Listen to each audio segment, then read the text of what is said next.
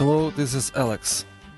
Welcome to Socialism Survival Podcast number 37. Today I will talk about living life in the midst of socialist hell. But first, let's do some virtual housekeeping and community organizing. Please go to socialismsurvival.com and subscribe to receive my future podcasts in your email. However, you need to verify your email address by clicking a web link you should receive in your inbox shortly following subscription. If you didn't receive verification email, check your junk mail folder. Maybe it is sitting right there. Or even better, just add my email address, podcast@socialismsurvival.com, to your address book or save list before subscribing. This will keep verification email from being dropped into junk folder or deleted. If you'd like to read transcripts of my podcasts, you can read and subscribe to it through the blog area of my site. But the most important request is to spread the word about this podcast. Get this message out to anyone you know.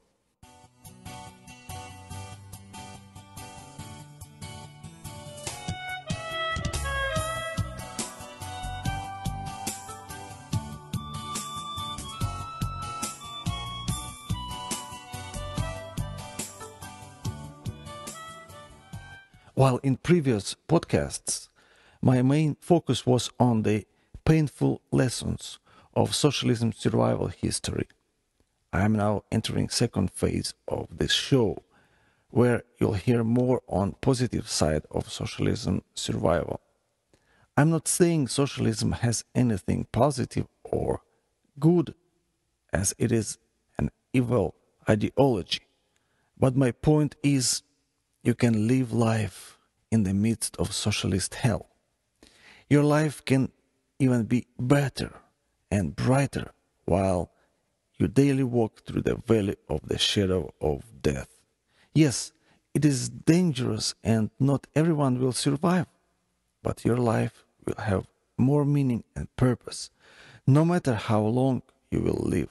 It is not a statistical data, but for the illustration purpose, I will say that in the course of Soviet hard tyranny, 10% of the whole population perished, while 90% of the people survived. In both groups, among victims and survivors, were good people and bad people. In Gulag, there were both criminals and innocent people. There were those falsely accused by their neighbors or co-workers, and there were accusers, those who opened their mouths to give false testimony against others while protecting themselves.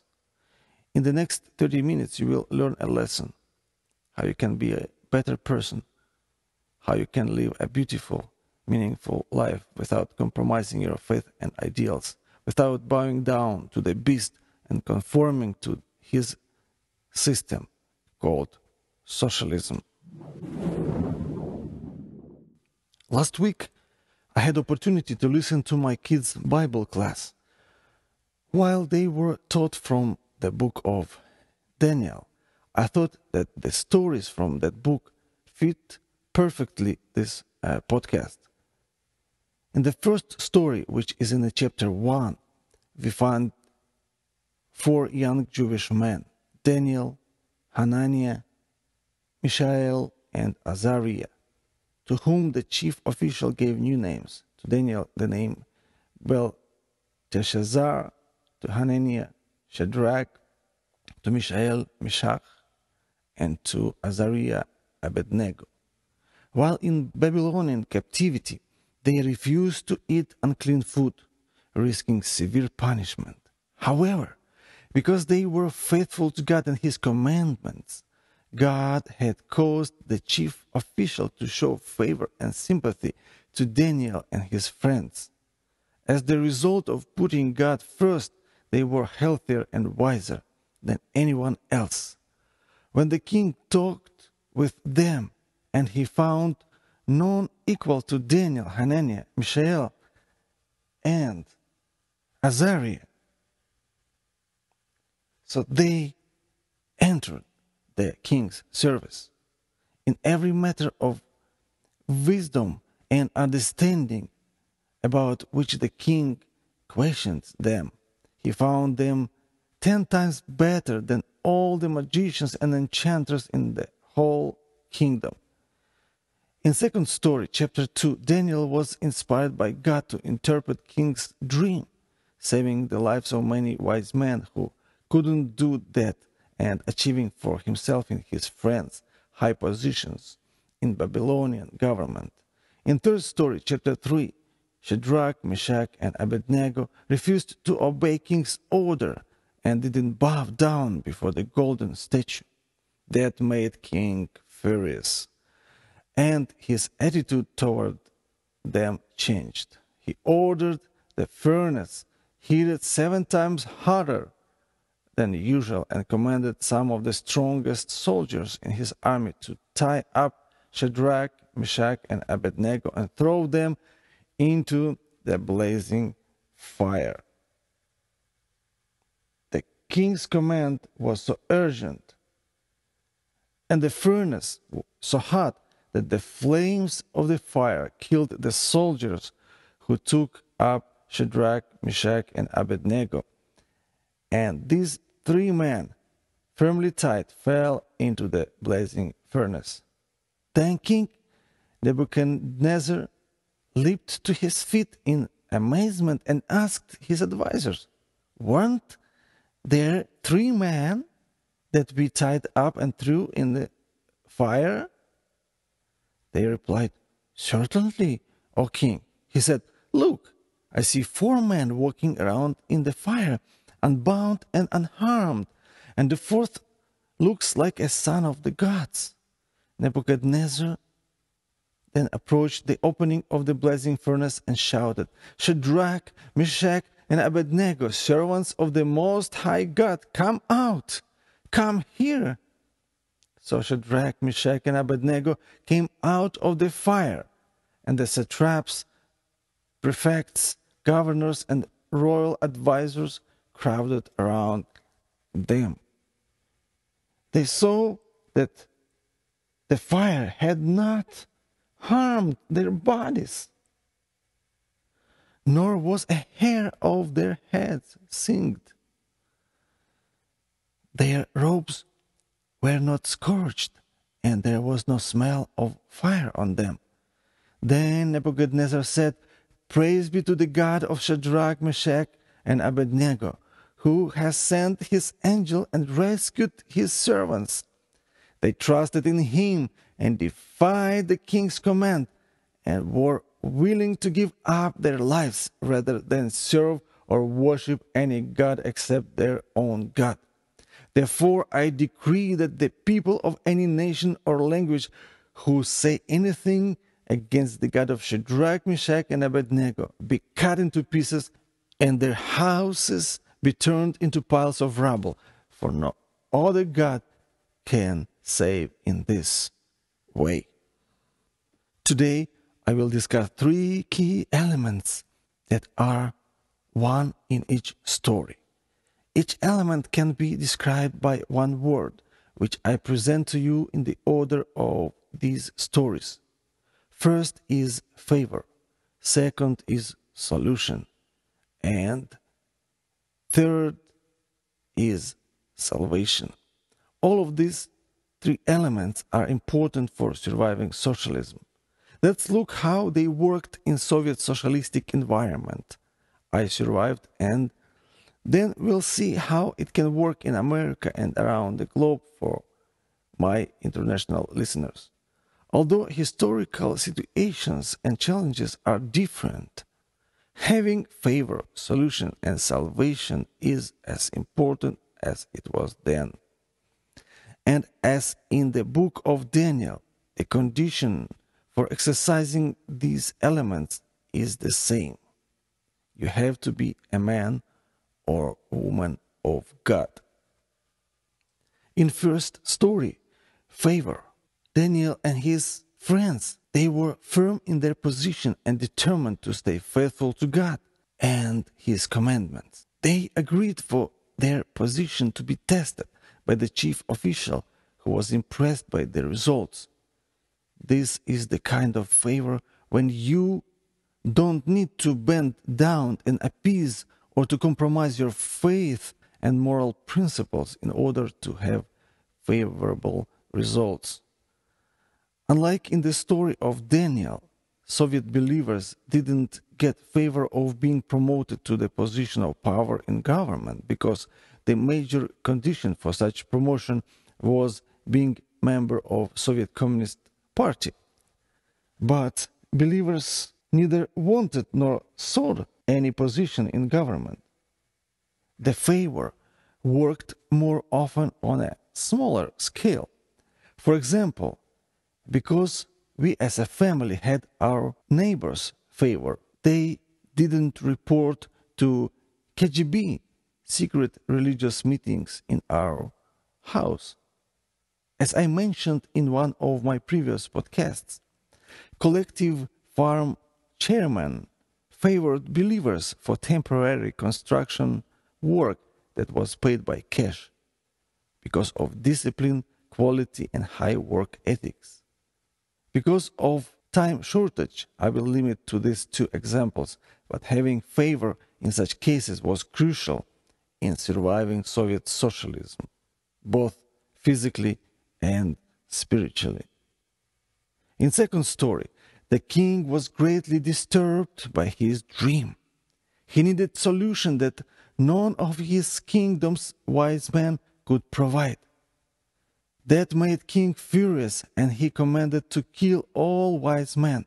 However, only God's man Daniel, who was able to speak with wisdom and tact, prevented unnecessary massacre and delivered solution to the king.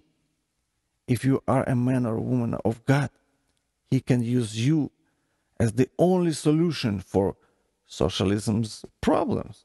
They, socialists, maybe won't be happy to turn to you for the solution, but they will have no choice. They will be happier afterwards when your solution will work.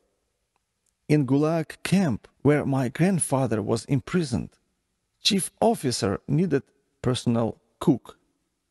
Can you imagine this hungry and therefore angry officer walking through the camp, yelling and shooting left and right just because he could not trust anyone to prepare his meals for the fear of being poisoned? Well, my grandfather had necessary skills. He was good cook, but that was not enough. He was godly man with wisdom and tact, and that made chief officer to select him as only solution that he could trust his life. And as the bonus, God had caused the officer to show favor and sympathy to my grandpa, allowing him to send food parcels to his hungry family in the Ukraine, saving their lives during famine after World War II. As you can see, it was double solution both for the officer and our family. In another story that I've heard long time ago, the wife of KGB officer was very sick and dying. During the interrogation of one believer, our brother in the Lord tactically suggested to pray for her. Officer reluctantly accepted his offer, and after prayer, officer's wife was supernaturally healed. Both officer and his wife became secret believers. Third story is the story of salvation. No matter how wise and polite were Shadrach, Meshach, and Abednego, there was no favor and solution. There was no other choice.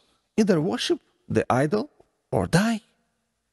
The Bible doesn't say where Daniel was at the time. Maybe he was sitting next to the king, or maybe he was absent traveling for king, but it looks like there was no one to intercede for his friends. Well, there was one with them in the furnace.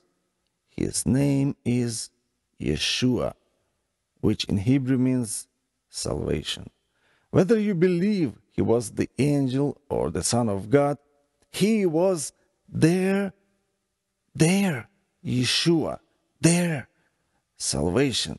He was there in the fire of socialist Soviet tyranny with my grandpa and my dad when they were in Gulag. He was with me in Soviet army when I faced the danger of death.